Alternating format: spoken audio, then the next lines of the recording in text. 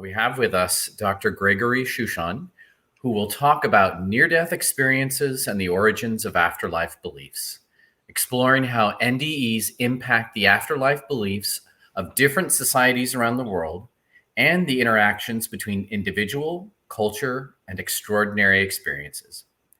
Dr. Shushan is the author of 2 books and has conducted research at Oxford University's Ian Ramsey Centre for Science and Religion, the Religious Experience Research Centre at University of Wales Trinity St. David, the Centro Incontri Umani at Ascona in Switzerland, and the Institute of Archaeology at University College London. Without further ado, I will clear the stage for our speaker. Great, thanks, Mark. So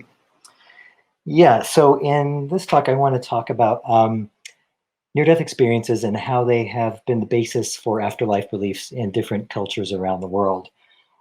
As everyone probably knows here of all audiences, the near-death experience is a spontaneous, evidently universal occurrence in which the soul seems to leave the body during a period of clinical death or near death. Sometimes it can also happen spontaneously. Sometimes it can happen when a person believes that they're near death but aren't actually in any serious physical danger. And during that time, after they revive, they report that they had various kinds of sub-experiences or episodes that they almost invariably interpret in religious or spiritual terms. Some of the main sub-experiences are leaving the body or out-of-body experience, abbreviated to OBE, seeing the body below, entering darkness and then emerging from darkness, meeting deceased relatives, coming out into a place of light and encountering a being of light, which is identified with different kinds of religious figures or possibly none, just a sort of generic being of light, or sometimes ancestors or relatives are also radiating light. There's some sort of judgment or evaluation of a person's earthly life, and an encounter with reaching a limit or obstacles or barriers that can't be passed at that point. And then there's a journey to another realm. Sometimes they get a glimpse of the other realm, and there's also oneness, divinization, and ultimate reality. Obviously, there's also other sub-experiences within all those. It's as everyone here probably also knows, the definition of near-death experience is a little bit difficult as far as determining exactly which experiences make it up, how many of those experiences you need to have to actually classify it as an NDE. So the way I look at it is there's a sort of range, a repertoire of sub-experiences from which different NDEers can basically draw upon, not deliberately, but their experience is made up of a number of these, some of which will be similar to others and some aren't. There's also positive after effects upon revival, which a lot of people report. They get spiritually transformed. They have new insight, new spiritual orientation. They're kinder people, things like this. Documentary reports of NDEs are known from around the world and throughout history.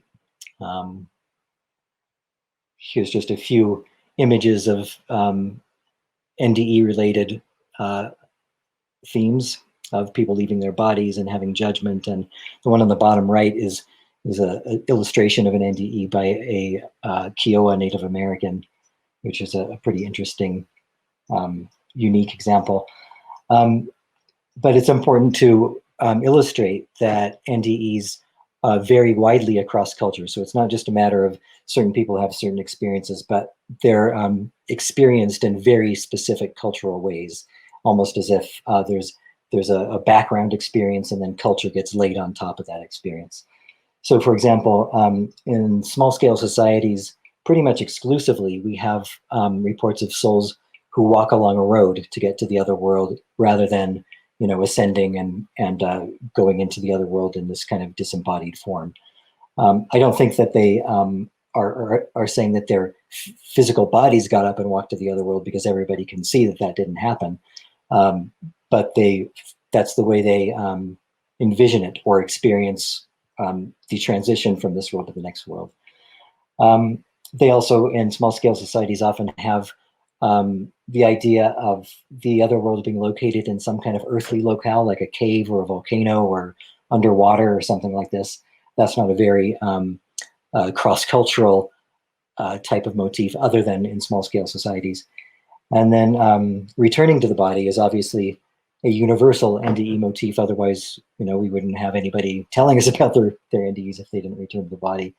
But the reason for that return varies quite a lot in different cultures. So for some cultures, for example, they're told by some being of light, or they even decide themselves that they need to go back to Earth in order to fulfill something that they didn't fulfill and that they wanted to do, or to care for some individual, a parent or a child, or maybe have some kind of task to tell other people about the afterlife or whatever. But in other cultures, it's a case of mistaken identity quite often, where they got the wrong Gregory Shushan, and they'll send me back to my body and go pick the right one who lives in Persia or whatever. Somebody else who was had the same name, but they confused us in the other world. So, as with any experience, NDEs are rooted in the culture of the person having it. They're processed, interpreted, and expressed in different ways, depending on religion, language, society, and environment. So in other words, how the experience is experienced by any given individual is going to be different. This is why no two NDEs are exactly alike. And this is something that has often troubled not only near-death researchers, but people who have NDEs. They want them to be kind of all the same, because then it's easier to analyze them and it's easier to come up with an explanation for them, whether they're all the same because it's a manifestation of the special effects of a dying brain, or they're all the same because we're all accessing the same spiritual reality. But it's not really that simple. I'm not going to go into it too much today, because it may be in the questions, but I'll just get out of the way that I don't think the dissimilarities of NDEs are a deal breaker for there being an afterlife. I don't see any reason why an objective afterlife has to be the same for everybody, because this life isn't the same for everybody. And there's, I think, a lot of philosophical and metaphysical ways of explaining possible ways that there could be an afterlife in light of all the differences. But one similarity that is virtually universal is that the NDE is pretty much always interpreted by people who have them as an indication of what happens when we die. So if somebody feels they're close to death, they go to the other world after leaving their body and meet these different beings, spiritual beings, and come back. Not many people, except unless you're Susan Blackmore, say, that was just my dying brain. Most people think, I died, I had this experience, that was an objectively real experience, and now I'm back, and now I believe in the afterlife. So now this idea that religious and supernatural beliefs can originate in extraordinary experiences has a long and very prestigious pedigree, going back at least as far as E.B. Tyler. He wrote that men whose spirits, traveling in the hallucinations of extreme illness to the land of the dead, have returned to reanimate their bodies and tell what they have seen. He argued that such experiences actually formed the foundations for afterlife beliefs in different cultures. And Andrew Lang, a few years later, argued something very similar. It's important to note that Tyler was writing, over 100 years. He was writing in 1871, I think, which was over 100 years before Raymond Moody's Life After Life in 1975, which popularized NDEs, named the term near-death experience. And so that's to stress, really, that people have been having NDEs for as long as people have been writing and thinking and probably being alive, but that the term near-death experience only popularized them in 1975. So similar observations were made about NDEs by all these scholars as well, and many more. This is just a few examples of bigger names who in anthropology or religious studies who noticed the phenomena of near-death experience before it was named, before it was popularized, and saw it as a discrete type of phenomenon. Anthropologists in particular have been pretty astute in identifying these experiences and engaging with their implications. In the 1950s, Ake Holtkrantz, the lower guy in the middle, he found that NDEs in Native American cultures were seen as a separate phenomena by Native American people themselves, distinguished from dreams or visions or other kinds of hallucinations. And most crucially, that most of all these Native American societies placed a particular importance on NDEs that they did not place on the visionary and dream experiences. He concluded that Native American afterlife journey myths were inspired by religious experiences, and that these basic experiences have been constantly renewed within the frame of religious life. And there he's talking partly about the transmission of these accounts of journeys to the other world, which are mythologized into what he called Orpheus myths, but also kind of reinvigorated and replicated through shamanic activities, which I'll get back to a little bit later. Irving Hollowell, another anthropologist, wrote this very similarly, that afterlife journey myths were inspired by religious experiences, and that these basic experiences have been constantly renewed. Sorry, that was Holkrantz again. Hollowell said that afterlife beliefs cannot be viewed as simple dogmas that gain currency without appeal to observation and experience. Specific individuals are referred to in the accounts of NDEs, and the historicity of these individuals is not in question. He said, when I made inquiries about life after death, it was the alleged experiences of these individuals that was first mentioned. So basically he's saying that these people are telling him, we got our afterlife beliefs from people who died and came back and told us what happened in the other world.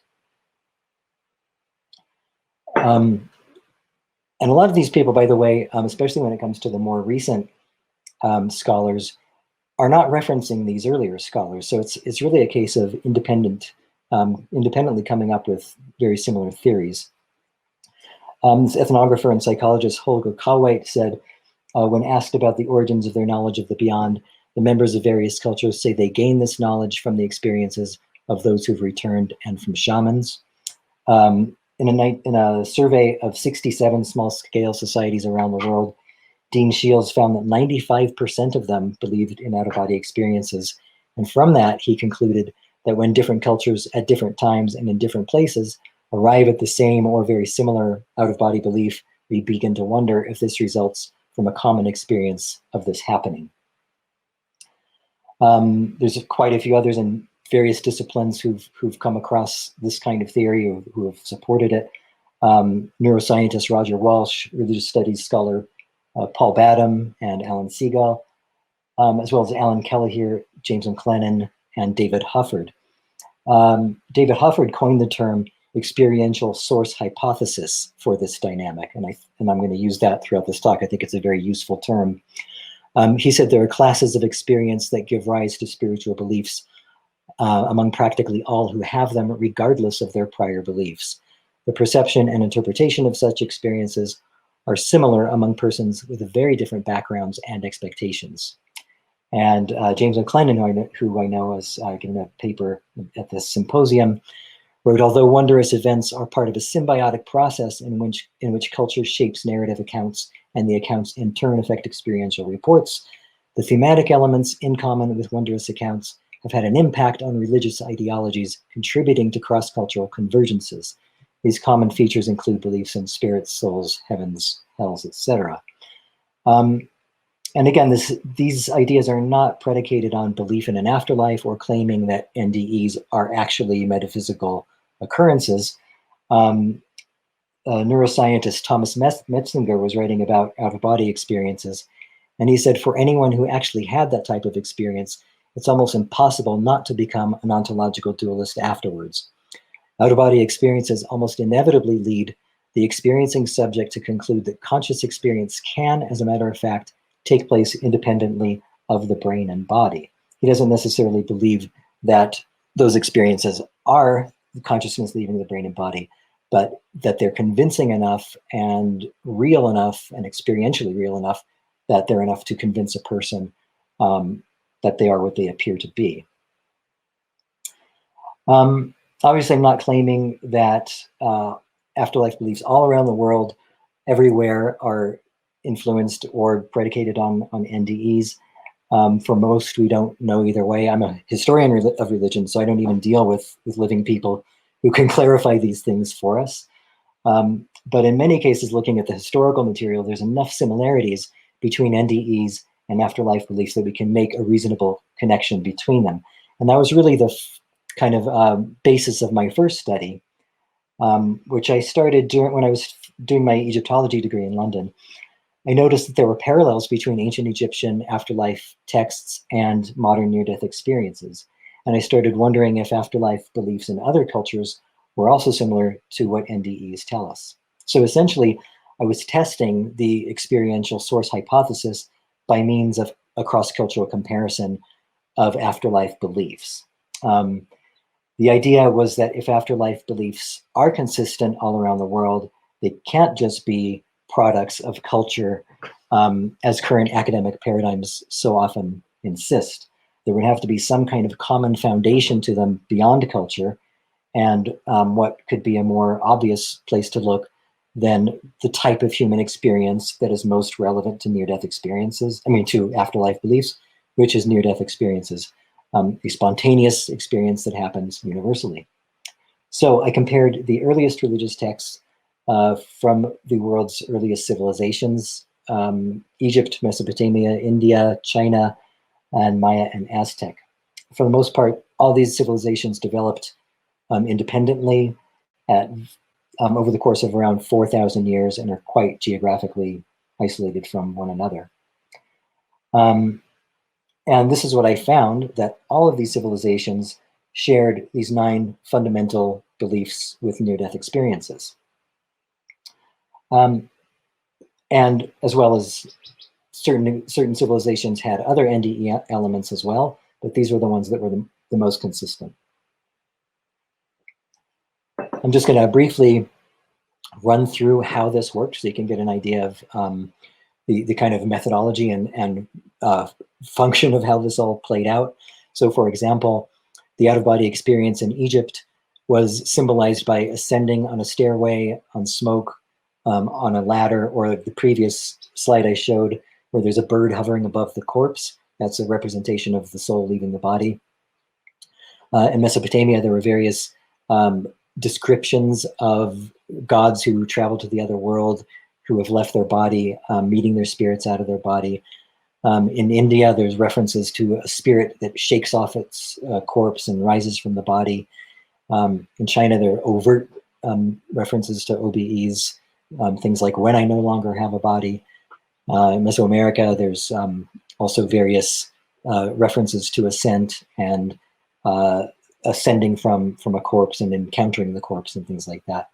A corpse encounter, which is I also see as the NDE theme of when you rise above the body and see the body lying there below, again is evident in the texts of all these civilizations. The corpse of Osiris is seen in the other world, and the individual who has just died is associated with Osiris, so it's essentially an encounter with your own corpse. There's a corpse of the goddess Inanna in the other world. So I should hasten to clarify that these are not descriptions of NDEs. They're afterlife beliefs, and they're mythological descriptions of journeys to the other world. It's just that they share these NDE features.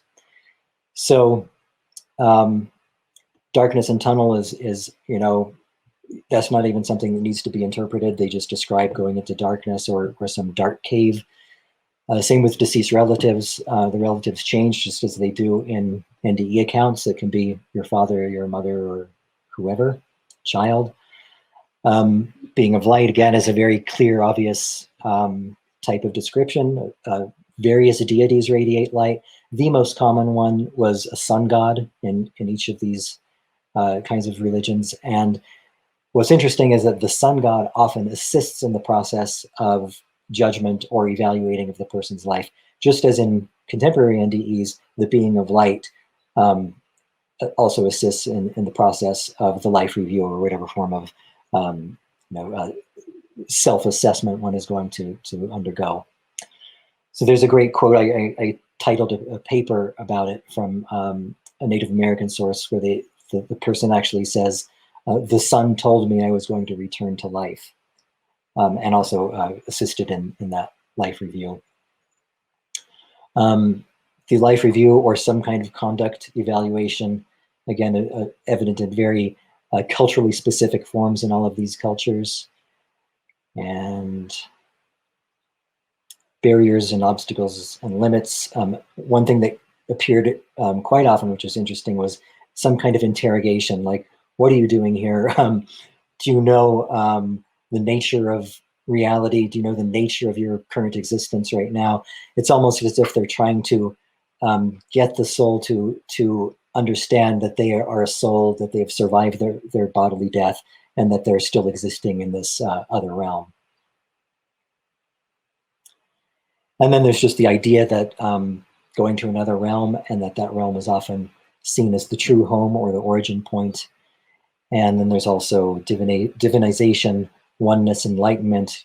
Lots of NDEs talk about feeling like they're at one with the universe and things like that. One of the earliest examples that might actually be an NDE is from the Epic of Gilgamesh, which actually the Sumerian version is called Bilgamesh. He was named something different at that time. And it describes how he was lying on his deathbed, travels to the other world, undergoes a life review assisted by deities. He has a transformative experience in which his heart is assessed by a being of light, which is the sun god, and then he's transformed into a semi-divine state. He meets deceased relatives and then returns to his body and awakens. So that's possibly the world's earliest NDE, because Gilgamesh was an actual, people believe anyway, that he was an actual Sumerian king. There are also a couple of documentary NDE accounts from ancient China, references in ancient India, and one also from Mexico. So this combination of a knowledge of NDEs, myths with NDE-like journeys, and beliefs with NDE-like content all suggest to me that there's a direct link between beliefs and related experiences in the form of near-death experiences. So at least some afterlife beliefs actually originated in near-death experiences in all of these religions. That was the subject of my first book, which you can, it's a lot to try to summarize in a couple minutes, but if you want to pursue it, follow it up, and read about it in more depth, it's actually just gone out of print, but there's going to be a new edition coming out before too long. The second study I did was a very different approach. I looked at indigenous societies in 3 world regions, the Pacific, North America, and Africa. And again, I used the earliest accounts available from missionaries, explorers, and anthropologists going back as far as the 16th century and as recent as maybe mid-20th century. This was a very different kind of approach because, for one thing, I had a lot more evidence directly referencing NDEs, as well as dozens of personal accounts of NDEs. So in the Native American sources alone, I found 70 descriptions of NDEs or actual personal accounts of them, which is a lot. And just to put it in perspective, before this research, there were maybe, 12 or 15 NDEs from indigenous societies known from around the world. So I found 70 just for Native Americans. But the crucial thing here is at least a third of them, over 20 something, also included overt statements that their afterlife beliefs originated in the near-death experience. And here's just a few different cultures where that was the case. In the Pacific, similarly, from Polynesia and Melanesia, I found 36 NDEs or references to them, and 19 of those had statements that their afterlife beliefs originated in the experience. So that was a clear validation of the experiential source hypothesis. But of course, it's a lot more complex than that. It's not just, this is the way it is everywhere around the world, because there are also major differences in attitudes towards NDEs in different cultures. So this study ended up being a little bit steered towards differences rather than similarities, and trying to explain why some cultures, like the Native Americans, Polynesians, and Melanesians, valorized NDEs and incorporated into their afterlife beliefs, and their afterlife beliefs reflect NDEs, while other civilizations, or small-scale societies, especially in Africa, Australia, and Micronesia, had a very different kind of picture. Generally speaking, in African accounts of NDEs are very rare, and so are afterlife journey myths, which is very important clarification to, or a statement to make, because the lack of NDEs is corresponding to a lack of afterlife journey myths and a lack of NDE-like afterlife beliefs. Instead, African religions focused a lot more on the presence of ancestor spirits on Earth and also avoiding their potentially harmful influences. Shamanism in Native American cultures was often related to visionary experiences and traveling to the other world to rescue the soul of somebody who might be in danger of dying. Shamanism in Africa was more about avoiding spirit possession, witchcraft, sorcery, and things like that, rather than soul travel. So in contrast to the 70 or so Native American NDE examples I found, in Africa there were just a handful. And in contrast to the over 20 Native American statements that their afterlife beliefs originated in NDEs from African societies, I found 2. So those 2 were also from Bantu societies, and Bantu societies have more afterlife myths and more beliefs that were similar to NDEs. So the Bantu examples are basically the exceptions that prove the rule of the experiential source hypothesis relating to particular cultures. And what's interesting also about the African example is that NDEs themselves were often seen as a negative, in a negative light. So it's not that we don't have any examples or references to NDEs, it's just that they're described very differently, or from the point of view, not of the person who had it, but of the society at large. So there's an example from 1880 from Madagascar, where if a dead person revived, they would be immediately stoned to death. In 1875, a Zulu near-death experiencer was almost killed again on suspicion that they had been revived by witches. So that person is not going to be greeted and welcomed, and the family clustering around and saying, it's a miracle you came back. That's more like, uh-oh, this person is possibly possessed, and they're going to wreak havoc on our society if we don't deal with them in the proper way. Also, in West Africa, it was believed that people who returned to death were possessed by spirits. And in Nigeria, it was recorded that people had a deep-seated terror of disembodiment. So these are essentially not, culturally receptive places for NDEs to even be talked about. There were cultural restrictions placed on the very idea of it. So people aren't going to talk about them, and people aren't going to spend a lot of time trying to bring an apparently dead person back to life.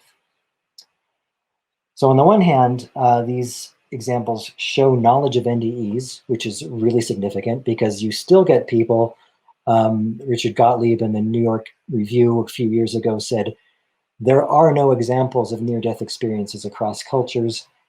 So you still get people saying this. So the fact that even in a society that sort of demonizes NDEs, there's still evidence of NDEs in them. That's, I think, really significant. But it's also significant to acknowledge the varying ways in which cultures can respond to the phenomena and incorporate them into their belief systems, either in negative or positive ways. So we have the Native American Polynesian examples incorporating them in positive ways, and we have Australian and African and Micronesian examples incorporating them as a sort of thing, a negative example of something not to do coming back to life. There's also an inextricable link between shamanic journeys to the other world and near-death experiences. And in some cases, it's clear that shamanism is actually intended to replicate NDEs and even interfere with the process of somebody having an NDE.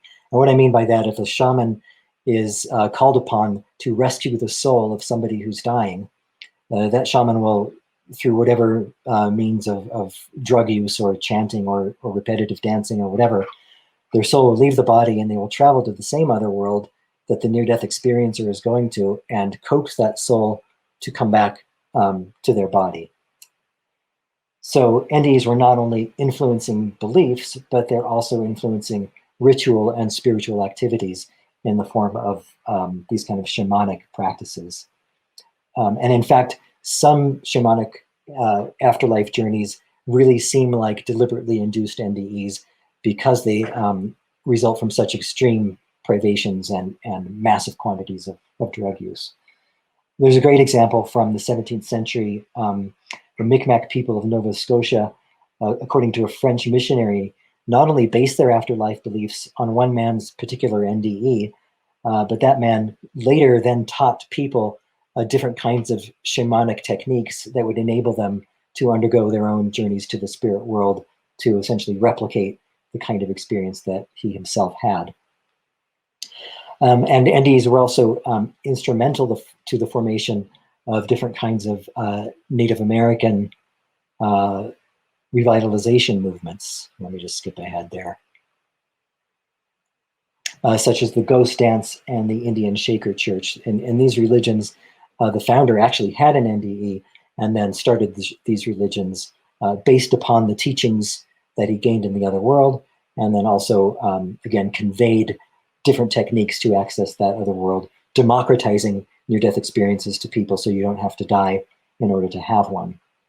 And the same pattern is found in religious revitalization movements in other parts of the world, including the Pacific and South America as well. And just another example to cement that difference between Native Americans examples and African examples, there's a really interesting religious revitalization movement that began in 1704 in the Congo, where a prophet named Beatrice Kimpavita died and then returned to life. And this religious revitalization movement grew around her. But it wasn't the NDE that was the significant thing about her religious cult. It wasn't the fact of her return. It was the fact that when she returned, she was claimed to be possessed by the spirit of Saint Anthony. So possession is a lot more culturally understandable and relatable than disembodied adventures in other worlds. So with the small-scale societies, you can delve deeper into that in my second book, which is this one. Hopefully that's going to have a paperback before too long. I'll just kind of wrap up by saying that NDEs are also relevant possibly to other kinds of beliefs. Judgment and life review encourage righteous behavior. It's possible that beliefs about gods themselves even originated in NDEs, because you have this encounter with beings of light, and all these other kinds of entities. So it might not be just afterlife beliefs that NDEs are influencing, but these very fundamental beliefs about that religions around the world have. Almost everybody who's had an NDE, as I kind of hinted at before, genuinely believes that they temporarily left their body, encountered these spirit beings, went to other worlds, and so on. So it's understandable that they would interpret the experience exactly as what it appears to be. And this happens even with atheists. There's a famous example of the materialist philosopher A.J. Ayer, who had an NDE that completely changed his views of his own philosophy. And he said, "I saw a divine being. I'm afraid I'm going to have to revise all my various books and opinions." Research in cognitive psychology has shown that people have an intuitive belief that we're not just our bodies, and that our souls survive bodily death. I think this, rather than being an explanation that there isn't an afterlife, as some cognitive psychologists might have it, I think it actually supports the experiential source hypothesis, because it means that if we're predisposed to believe in an afterlife, that means we're going to be more receptive to experiences that seem to validate those kinds of intuitions. So as rational beings, we really need convincing reasons for our beliefs. We're not just these kind of walking automata that soak in whatever other people tell us. And near-death experiences offer just such a reason for belief in an afterlife. they authenticate and give form to what we're already predisposed to believe, according to cognitive neuroscience. Experiential validation is important to the establishment of new beliefs and also to the maintenance of existing ones, and is therefore a key factor in the formation of religions. Because human beings base our knowledge on our experiences, NDEs offer very rational, reasonable grounds for belief in an afterlife.